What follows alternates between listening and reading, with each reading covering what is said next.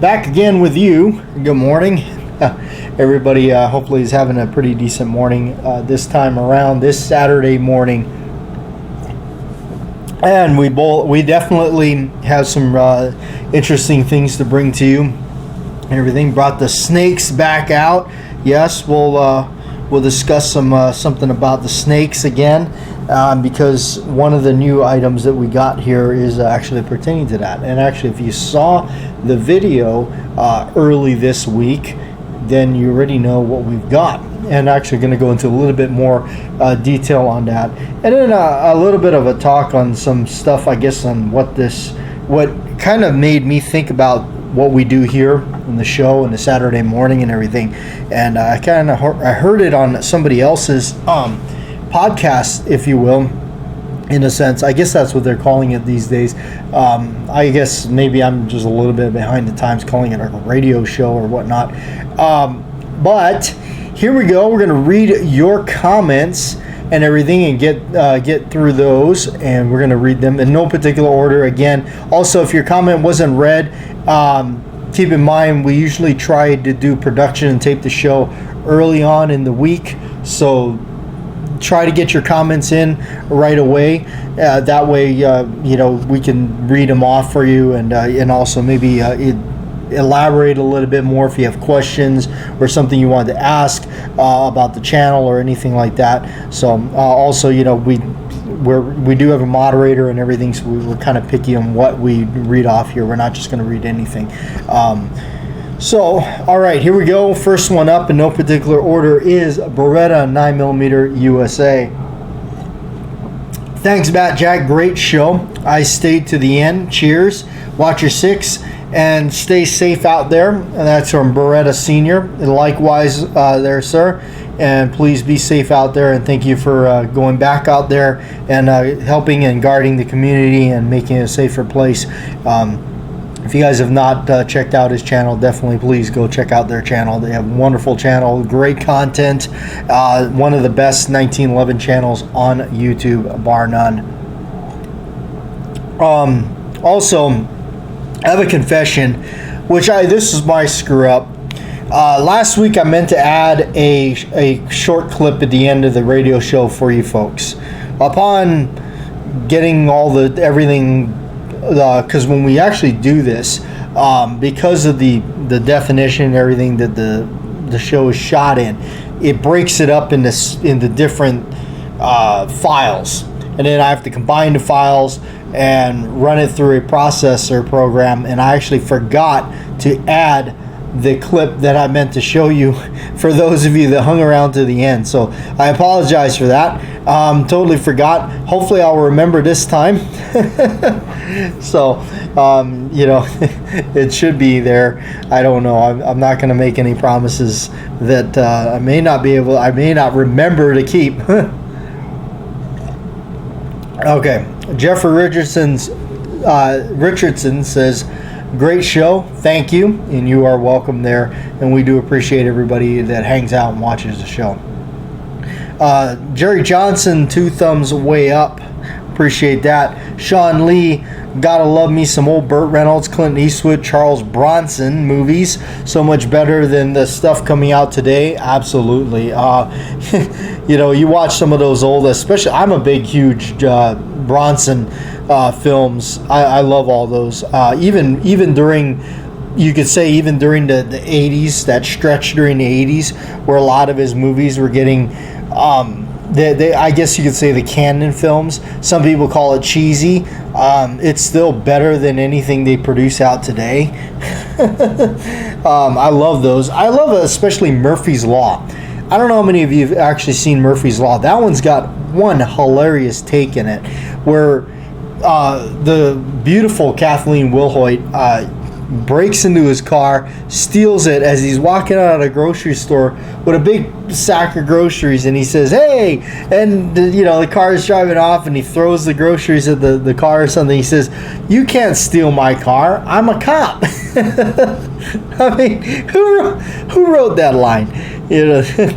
So, but yes, absolutely, and of course, and we talked about that KL Studios released that new edition of Rent-A-Cop on that. And also Heat is another one that they released before that. If you have not seen Heat, Nick Escalante and Burt Reynolds there. That's another great Reynolds film. All right, and I'm talking about Burt, not that other. Never mind. Bohemian Hunting Club, good morning. Yeah, Burt was great all-around actor for sure. Yes. Mick says, morning, another great show. I enjoyed listening to you chat about reloading a little bit this show. I just barely got into reloading just last week. My old man, who is 73, is teaching me the basics. I've really enjoyed learning the old school way. I'm just waiting for a blued 6-inch python to show up at my local store so I can snag it. God, I love hearing that. I never get tired of hearing people out there getting in line or getting ready to snag up a new python or any of the wonderful snake guns that they got out now. It just thrills me. I can't get enough of that, hearing about that. You won't regret it either, Mick. The gun is just phenomenal. They're hard to come by here in Utah. Have a great week. I love Utah. I looked at Utah. Utah looks really beautiful and a nice, safe state. Okay, Aaron says, I agree with the rib on the 4-inch. I also would like the 2.5-inch blued python. Oh man, I tell you, that's the one I'm waiting. I'm waiting to see it too. They're gonna do it. You watch. They're gonna do it. It's just a matter of time. We're gonna see that. What I'd like to see is them eliminate that third rib on the 4-inch barrel. I'd like to see that because I'm wondering if Colt saw I wonder if they saw the lack of sales in that barrel length versus the stainless one or whatnot. I wonder if they've realized that, or I know that they've had to have seen the comments, or you would hope they would see in the comments on their channel with all, because I actually did quickly browse through their comments section on their when they released the blued pythons, and I saw a lot of negative reactions to that, adding that third rib on that 4-inch barrel. I'm still like for me, I'm gonna just outright say it's not a deal breaker for me. I'd rather it not be there, but I'm still like, I kind of want one, but I'm also like, ugh, I wish it was a 2. If there was just the 2 ribs, I would have already put my name in the hat to try to get that one. But I haven't, and I've been enjoying the 6, and for now it may almost seem like that's just going to have to remain at least for a while.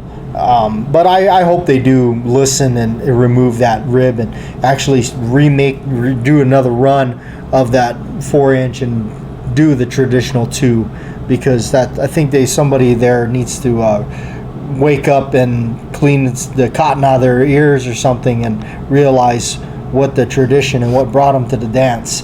All right, my good brother over there, gun enthusiast. Awesome to hear that, bro. We do go way back. It was fun. Yes. For those of you that don't know the gun enthusiast over there, definitely check his channel out. He does have some shorts and stuff that he was doing. He was doing a lot of really cool videos on the growth of his beautiful dogs over there. He's a brother over there of mine in Texas. Excuse me. Him and I started our channels about the same time, and it's really cool to see a lot of us left over still doing the channel, and he's definitely still been around. Okay, I'm going to tell you a little secret. What do we have, my brother? Okay. From that giveaway that you were talking about that you won, fair and square, when I was filming that, I did the raffle giveaway while I was filming. When I was done, the camera had turned off somehow, and you were the name that I pulled from the raffle. I was mad that the camera had turned off, so I had to reenact the video, redo it, and to be fair, you won the raffle. Fair and square. That video with the giveaway was reenacted, I pulled it off to show you won. Because again, you clearly had won, but the damn camera had turned off while filming. Oh man. I think all of us that makes videos or do any type of filming can share and feel that. But man, what a heck of a way, what a thing to have it shut off in the middle of like a drawing of a giveaway. I don't. Yeah, that's rough. Why? That's cool. Thank you for sharing that. But wow. Oh man. You know what? And I still get a kick out of this. There was a video that the gun enthusiast did, and it's still I still love it to this day. And he left it in, and that's what's great about this. And he is filming it, and any one of us, again, that does these kind of videos or any YouTube videos will relate to this. And he's doing the video, and I don't know what it was. I don't know if it was a light or something. And he does his intro, and he goes, "Get this out of the way," and just like, and it falls over or something. I tell you. Just because we've all been there. Every one of us that clicks this camera on and makes these videos, we've all been there, man. That's that was priceless. I actually did a thing on that. I did a parody on that on my channel years and years ago when I first saw that. That was some classic stuff. All right, we got a comment here from Mike. Hello, JW. After looking at pictures, I agree with you that third vent on the 4-inch Python, though not traditional. Yes, I would like to see a full reintroduction of the Diamondback series, but in a light 38-357 frame. What are your thoughts on the new Viper? It's a light 357 revolver, but it's not. It doesn't have the adjustable rear sights. Best wishes from Montana MH. Yeah, I actually, it's funny, I did look at, how did I run across that? How did I get to know that they did the Viper? I forget. I want to say, I think it was a video I saw of the Viper. And now they got, what is it, the Kodak Bear and the Grizzly Bear. And those are, what are those? 44 Magnum and 357. And you know what? In fact, let's look at this real quick. I want to say, because those are 4-inch, I think those are 4-inch barrels. I think those are 4-inch barrels. Let's go to their website real quick. Okay, yeah, I'm seeing it right here. I want to see what okay, there they are, the Kodiak and the Grizzly. Those look like both 4-inch, and they got 2 ribs. Okay, so maybe there's hope that they realize their mistake by trying to put 3 on there, and they've corrected it. I want to hope that's true. Let's just take a look at the Grizzly. What's a Grizzly? The Grizzly is what, the 357 here? Doesn't say. Why would it not say? It doesn't even say what. It doesn't even give you the barrel length or anything. I'm gonna say it looks like a 4 to me. I'm using the zoom on the photo. It's got a bear paw on it as well. Colt Grizzly. It's ported. 357 Magnum. It's a 357 unfluted cylinder. Looks beautiful. Got the rubber grips on it. But I did notice that they did put the 2 ribs on there. So there's maybe there's hope. Maybe there's hope for the blued to come out with the 2. There's actually photos of the blued Python with the 2 ribs. So it looks like they did do it, unless they mocked up an old photo of the stainless one, just painted, readjusted the color or something. But I hope that they'll do it. But the Viper does look slick. If I had an interest in the Viper, it would be the short barrel, the 3-inch. That would be my interest in one of those. Again, I'm so glad to see that they're doing this. The Kodiak and the Grizzly was certainly a surprise to me. So, and the Viper, so all the snake and the really cool ones that had the names attached to them seem to be coming back around. That's really cool. I can say this, Smith & Wesson, I guess you better watch out, because Colt's coming back onto the revolver market and they're taking it by storm. And you guys continue to implement that key lock and maybe some quality control slippage. I don't know. I've only heard just rumors, and of course rumors can be tumors.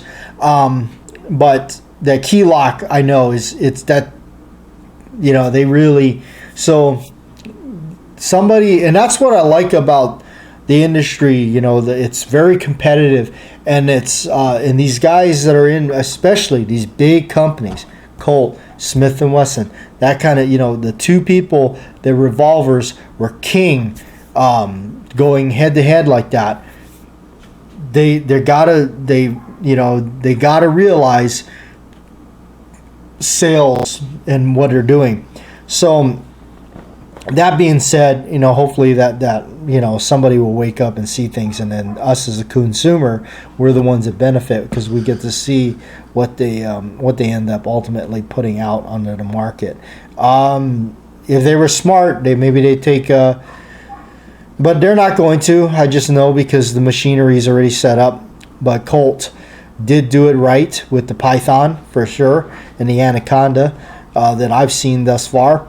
That they kept tradition for the most part, minus that third rib 4-inch. Man, they dropped the ball on that. Okay.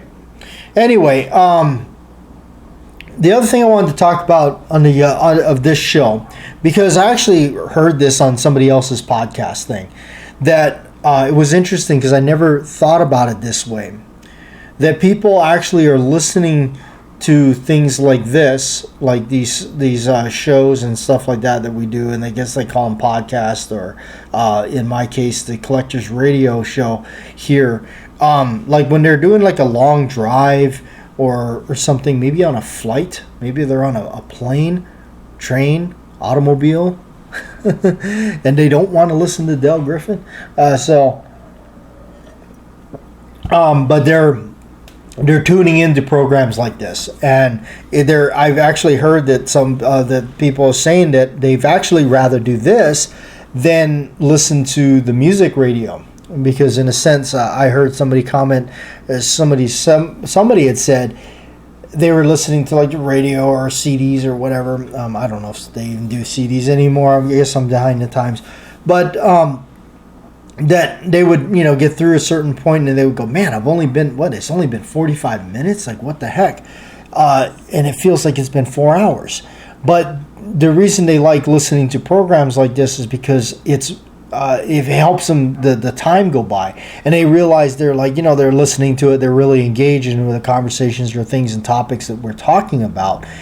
And all of a sudden, that hour flew by like nothing, or whatnot that they're doing. So I thought about that, and I said, that's really interesting. Maybe that would give incentive to make some of the programs that we do a little bit longer to accommodate those. And, because we're also picking up quite a bit of traction here, more than I thought we would do. So I do appreciate that. As of currently right now, I'm looking at the last week's show with 450 views.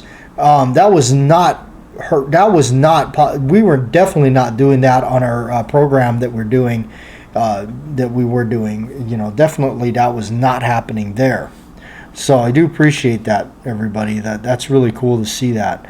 So, and I'm actually currently looking at that one. I did put up the grips. We got another set of Deer Hollow grips that right here that we're going to talk about. And if you haven't seen the video earlier this week, go back and watch it. It's kind of different. And I got some comments from there. It's really cool. It looks like Jerry Johnson, you watched it. Jeffrey Richardson, you watch it. Another guy, because these are coming from Tennessee. And this guy says, I totally agree. Olaf makes Python grips that, in my opinion, are better than the originals. I like his Gen 1 grips without the with their full checkering. Yeah, absolutely. Everybody is definitely seeing that, you know. Somebody said these are cool. I was just looking at them. I don't know if it's something that he's going to restock, but I have got some Gen 2 grips. Good put on. Yeah. So what we're talking about is I picked up these from him. These were considered the Colt, the weird wood is what he called it. Right here. This is the coolest side. You can see the characters. Or the grain, I should say. I saw these listed on his site, and I said, "Oh man, those are really nice." They're also very expensive. But if you actually think about this, and I thought about that too, and I didn't want it to feel like I was knocking his price or knocking, what he was charging, I should say, because I'm not. I understand where he's coming from. I understand the price of them. You could sit there and I even said it too. I'll be honest. I kind of thought about that. I said, well, why wouldn't you just buy original grips? I thought about that when I first saw them. I didn't really know what to expect out of them. As when I ordered a pair, finally actually pulled the trigger, pun intended, and got a pair. I totally realized that buying original ones would not be something I would do. Why? There's a couple of reasons. One is, first of all, just downright what he is offering. These grips that he's offering are downright better made than the originals. They're exactly like the Colt original grips for the Pythons, but they're better. They're better made. They feel stronger. I could have sworn, I felt like you could almost stick your thumbnail into the old originals and actually dent it like you would like some 2x4s you saw in the hardware store or something. But the other thing too is you've got this beautiful brand new blued polished Python or polished stainless, and you're going to go on and source out on eBay somebody's used Colt Python grips, because they're always going to be used. I mean, unless some way, somehow, somebody back in 1970s was just grabbing all the Python grips and boxing them up and putting them in bubble wrap or whatever they could, or wrapping them up carefully in polishing cloths and then storing them for 60 years or whatever, just to release them now and sell them on eBay. It's always gonna look like you're always gonna look like you got this really nice, beautiful, brand new looking revolver and a pair of used grips on it. So that was my thought, was you get these brand new, current production reproductions of the old Python grips, and they're better made. They're made with a mindset. Olaf is an engineer. I've talked to him a couple times on the phone. Really nice guy, and he's an engineer, and he did this, and you could tell he's very meticulous, and he was very careful about when he did these, and you could tell he took a lot of time. In fact, just read the write-ups on his website on the stuff that he does about fitting the grips, about the history of the Python grips. That I found was the most interesting read that I've ever read on just grips. It was so interesting that all the information that he has collected on that. So that was really cool. But I want to read you the insert here, because I actually called him and asked him about if he could share anything on the grain, or what he was looking at here, what he said, as they're presented on his website as Colt Python Weird Wood presentation grips. So these presentation grips are made from some very unique black walnut with a color pattern that we have never seen before. Sapwood and heartwood are usually separated along the growth rings, but here they're mixed in a totally random fashion. We have asked woodworkers, sawmills, and suppliers of specialty wood, and nobody has seen anything like this before.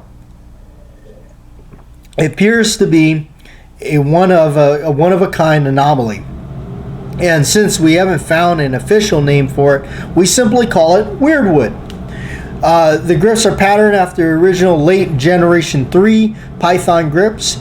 Pictures show the actual set you will receive. They will fit any Python in a current production Anaconda.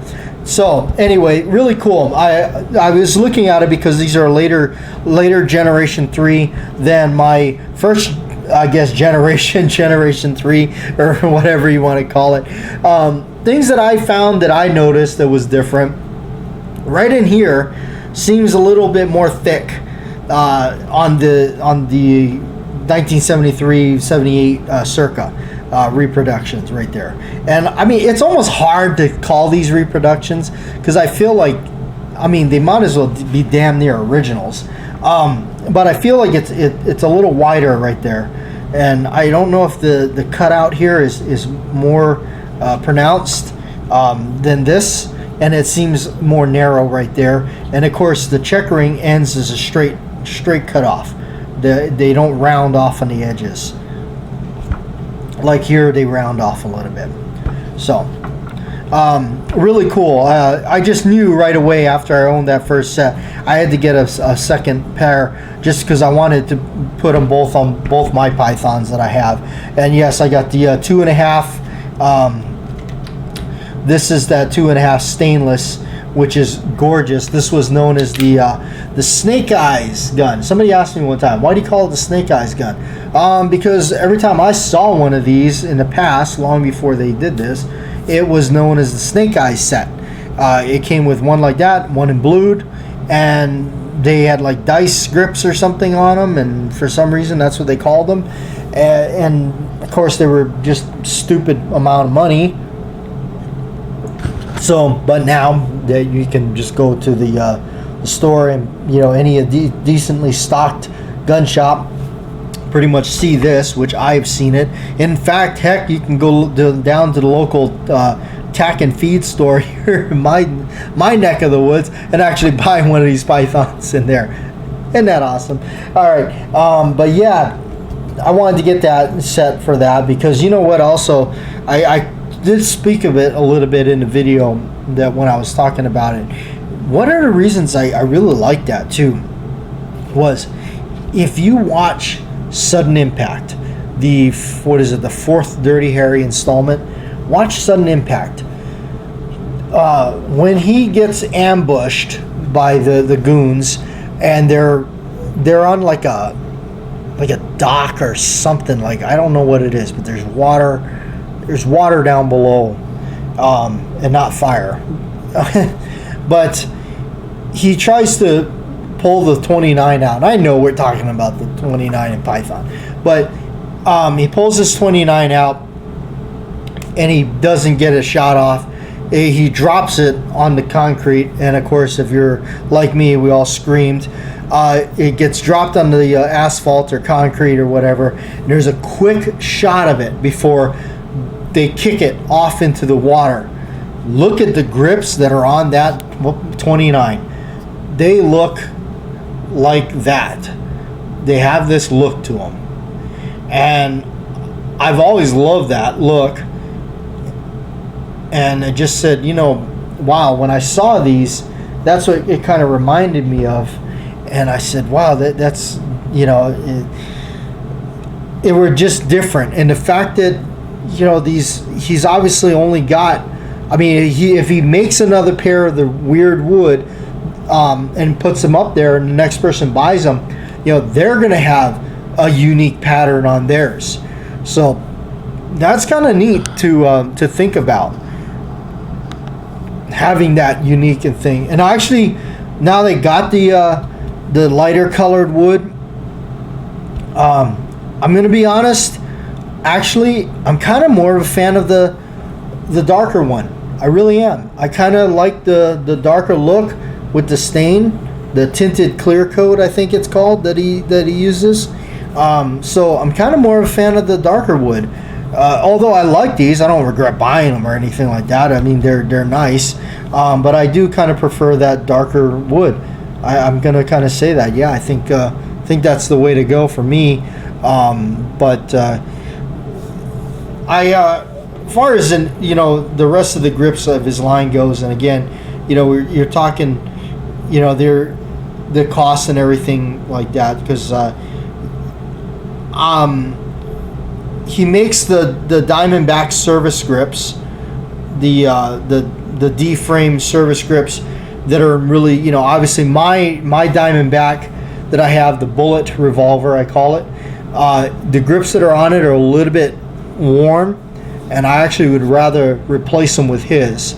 So I've been thinking about that, and I really do kind of want a second generation Python grip from him eventually, as soon as I catch up with money here, because I'm a working stiff, and I'm broke. I mean, I don't have the kind of money to just do this. Even though sometimes you gotta make sacrifices and just take your credit card and do this and just kind of say, okay, hopefully I can, because that was the reason why I jumped on this so quickly, was because there is only one. There's only one. I mean, the other things that you can wait, they come around. He'll be back making them again and all that. But I tell you, if you put your name on that thing and you really want them, you got to be ready, because the minute they post up there, they're going to be gone. At least that's what I've been noticing. So, but yeah, really nice stuff. I think you're gonna, anybody that's on the fence or thinking about ordering from him, I think you're gonna be really happy. And I want to say this too. Don't. I feel like I mean, it's certainly not getting paid from him or getting anything for free from him or anything like that. I just don't mind raving about or sharing products that I feel that are out there that are actually good, that are actually worth it, or something that is really, I think is a great product. Ballistol, for instance, Ballistol. Once I started using Ballistol, I realized, wow, that's really good stuff, and I honestly don't use any other oil. The amazing things that I've used, or been after using Ballistol for so long on some of my firearms that have been pretty much doused in that stuff constantly, and how it feels on the gun over time, it's almost like a cast iron skillet. Again, I don't get paid from Ballistol. Ballistol doesn't pay me or sponsor me in any way. I just use it, and I don't mind raving about a product that's actually really good or worth it out there, that I feel like, hey, this is more people should know about this. More of us, we share this information with one another. We, bring it forth and share it out there. So, but yeah, also with him, if you're interested, like you said, doing that thing that he has on there that says notify me when this is back in stock, and you put your email address on there, even though if you're not checking your email, what that does for him, and this is coming directly from Olaf, is it helps him gather going, okay, I've got all these emails now for this set of grips. Looks like people want this, so I'm going to make these next.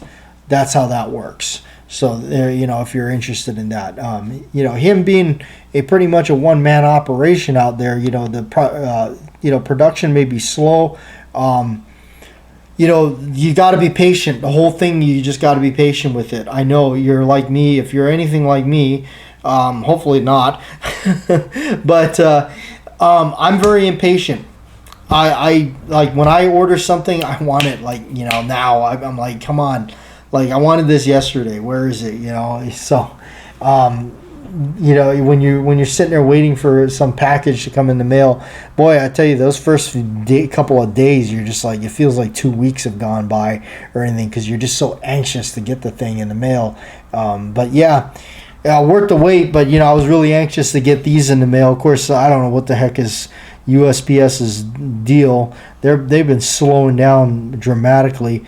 But it took a while to get these in, and I was hoping to get them in and feature them on the show and everything. So I'm actually glad they're here now, and we've done it. And of course, we popped the video up on it, so you can check those out.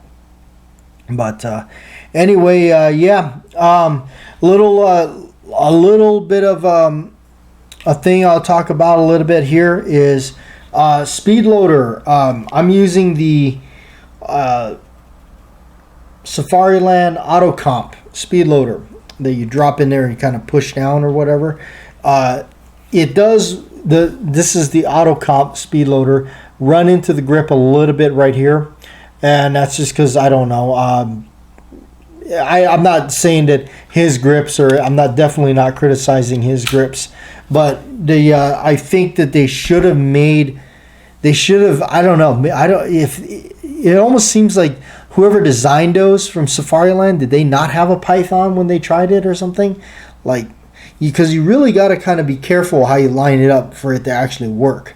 I'm wondering, like, why don't these companies that design these things actually take the product that they're doing this with and test it? Like, I don't know. Maybe it's just me. I don't know. Maybe I'm just mad. But anyway, I'm going to get out of here. Thanks for tuning in. Thanks for hanging out and everything like that. Have a good Saturday. And you know what? Hopefully I'll remember to add that clip.